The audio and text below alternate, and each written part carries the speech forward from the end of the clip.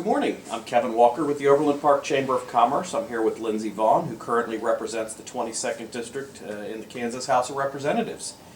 We're going to do a candidate interview this morning. We'll talk with Lindsay for a little bit. We have a few questions for her, and then we'll give her a chance to say a final few words. But as way of a brief introduction, as I said, Lindsay Vaughn is currently the representative for the 22nd House District. She was born and raised in Overland Park and is a proud product of the Blue Valley School District.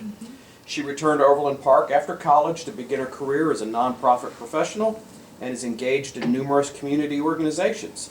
She's ranking minority member of the House Water Committee and serves on the Children and Seniors Committee and the Social Services Budget Committee.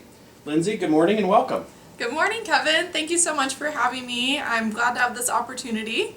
And just to kind of briefly share a bit more about myself, as Kevin said, I represent the 22nd District, and that is in northern Overland Park, so 79th to 99th Street roughly, and then Metcalf to Schweitzer.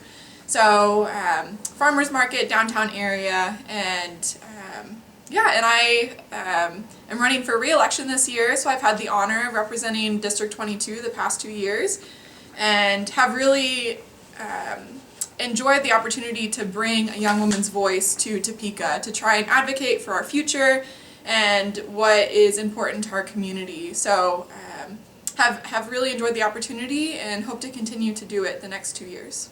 Well, wonderful. Why don't we dig into a few questions and give you a chance to answer those. And we always start out with one, as a candidate, what are your top 3 policy issues? Yeah, so as you mentioned, I'm the ranking member of the House Water Committee because that's an issue that's super important to me. So it's a statewide issue, both in terms of the Ogallala Aquifer, which folks in western Kansas may or may not have heard of, but it's a groundwater source that the wide variety or the vast communities and farmers in western Kansas rely on, and it's rapidly depleting. So finding ways to conserve that in the long term is very important.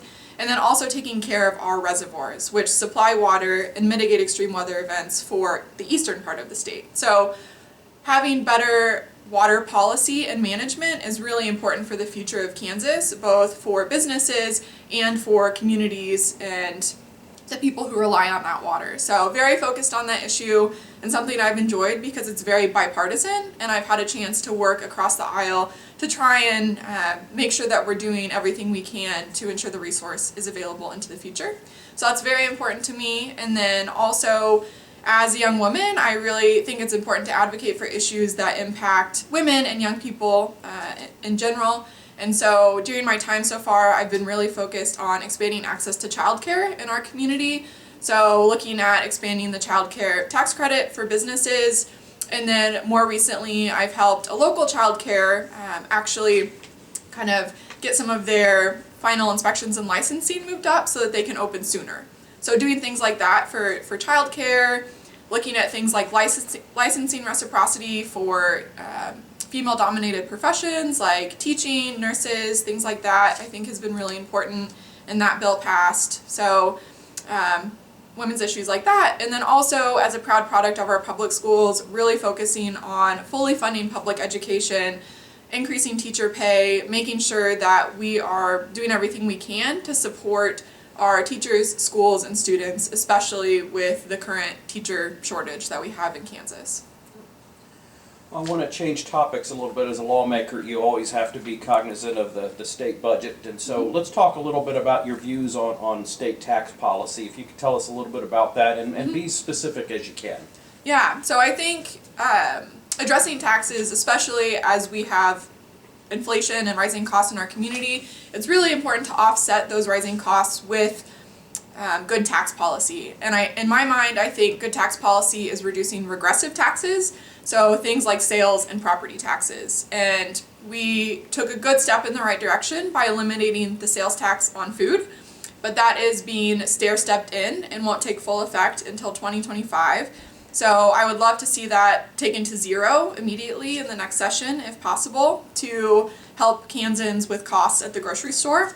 I think other tax policies that we can take a look at include a sales tax holiday for back to school, and then also looking at reducing state taxes for seniors on Social Security, And for property taxes, there's been discussion about restoring financing for the ad valorem, which would give local units of government state funds to reduce property taxes for local property owners. So those are types of policies that I support to try and reduce rising costs for Kansans.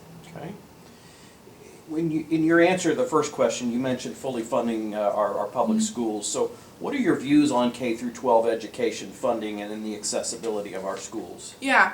So as a proud product of our public schools, I went to Blue Valley Northwest, and I just really saw how important it is, and it really is the bedrock of our community. So I think it's important for us to fully fund, and schools weren't fully funded until 2019. So there's still the fallout of chronic underfunding, and so it's important for us to continue to fully fund and prioritize K through 12 schools, but we have more to do, including increasing teacher pay to make it a more competitive field, fully funding special education, which goes to your question about making it more accessible. We need to make sure that all people are well served in our public schools, and there are things that we can do to further incentivize teachers to go into the field as well, like doing a cost of living increase for capers, for example. And I think all those sorts of things can help address the teacher shortage and also really invest and prioritize our public schools, because they're the bedrock of our community and they provide the foundation for students to get really good jobs and to go into college or technical school. And they also attract businesses to Kansas. So people want to come here, like my parents, because of our really good public schools. So I think it's important that we continue to invest in them. I'm going to change gears again and talk about economic development. So what types of economic development policies do you support to encourage job growth and business expansion in Kansas? Yeah, I think the most important type of economic development is community investment.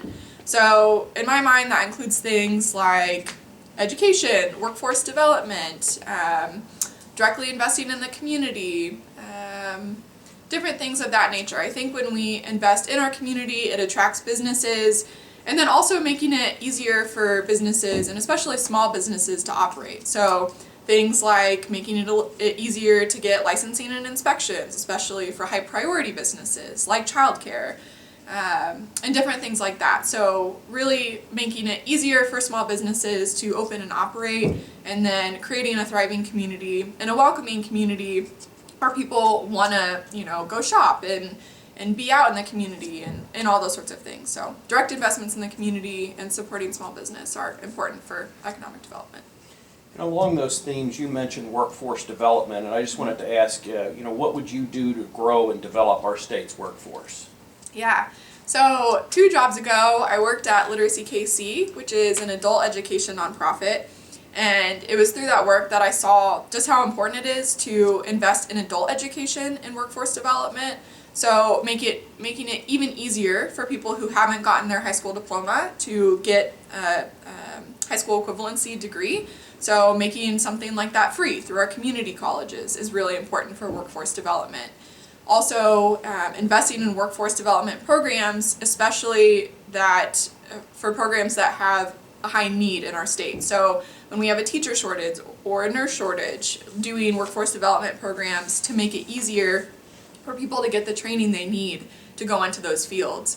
And I think there are exciting opportunities for that across Kansas for industries like wind turbines, for example. They're looking for specialized technicians to help run wind turbines. And that's a field that we can do workforce development in. Or the new Panasonic plant that's going in, training skilled professionals to work in that industry. So I think doing industry-specific training, general workforce development, and empowering Kansans to have the skills they need to go into the careers that they want is really important to expand our economy. Okay. I want to go back to education a little bit and focus this time on higher ed. So what are your views on the state's role with respect to ensuring access and affordability of post-secondary education? Yeah, I do think we have a role to play in ensuring the affordability and accessibility of higher ed. And we saw that this year when we froze college tuition rates. It has been extremely positive feedback about that. And I think it's important for us to continue to do that going into the future to try and keep college as affordable as possible. my dad used to say he could bale a dollar bale of hay a day, and that's how he paid his way through college. And we can't do that anymore, and the cost has become prohibitively expensive, even though jobs really require these days that you have at least a bachelor's degree to have a more higher paying job. And so I think there's a disconnect there, and it's important for us to do what we can to empower students who want to go into higher education to be able to do that. And the other side of that is there is an increasing amount of student debt. So is there anything we can do at the state level to help offset some of that debt so that recently graduated students can focus on making money and buying houses and investing in their community instead of just paying off debt? Okay. And we're starting to transition out of the COVID-19 pandemic, and I'm curious what you think the state takeaways or the takeaways might be for state lawmakers. What did we learn during the height of the pandemic? Yeah, I think as a state legislator during that time, I learned just how important it is to listen to public health professionals and to lead with compassion. I think a public health crisis became really politicized to the detriment of everybody that it affected. Millions of people died across the United States because of COVID-19, and I think if it was less politicized, we could have had more efficient responses to try and control the virus. And I think also just leading with compassion. People have many different experiences with COVID, and I think it's important that we listen, and we are guided by public health professionals. So I think those are things that were lacking in Topeka, unfortunately, and we saw the impact of that, especially with delegating a lot of executive powers to the Legislative Coordinating Council. I don't necessarily think that was a good choice because we need to be able to respond to emergencies quickly and efficiently, and I think that makes that a lot harder. And so that's kind of been the outcome of a lot of this, and I think that's to the detriment overall, unfortunately, to the detriment of Kansas. So hopefully going forward we can work together in times of crisis. You've talked a little bit about healthcare already, but what are your views on healthcare policy and Medicaid expansion? Yes, I think it's long past time since we passed Medicaid expansion. I was actually looking at some of the numbers, and I think the facts are there. The statistics are straightforward. Let me get it pulled out here. So we know that it would give healthcare to 150,000 Kansans. That's a pretty well known statistic.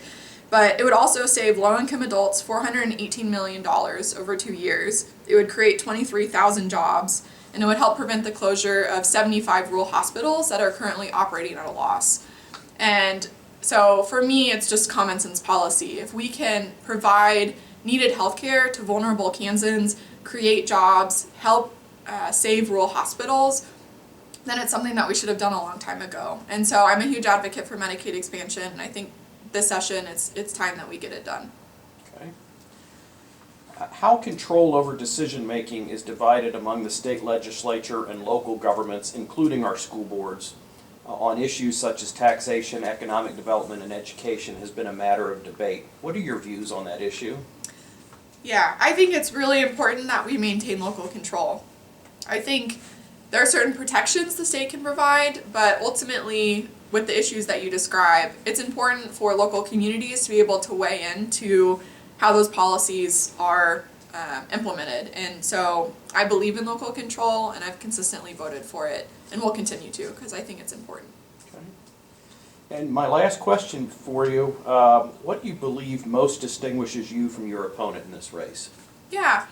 I think I have a proven track record of caring about and being involved in our community. Ever since 2016, when I moved home, I've made it a priority to work for organizations and volunteer for groups and causes that are focused on making a positive difference in our community. And it was through this work that I saw just how important it is to have young women at the table in all levels of government, sharing their perspectives and making their voices heard.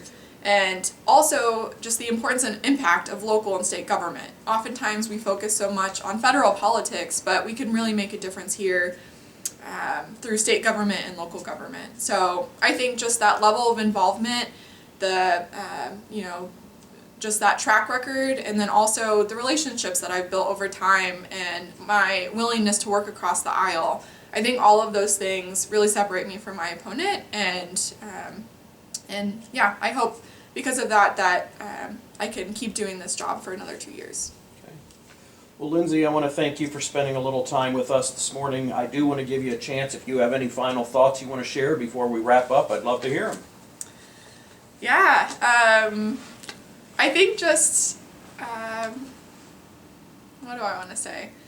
Just thank you very much for this opportunity. I think it's important to meet with all community groups to kind of share what policies and things we support as candidates, and I just want to offer to anyone who's watching to feel free to reach out to me.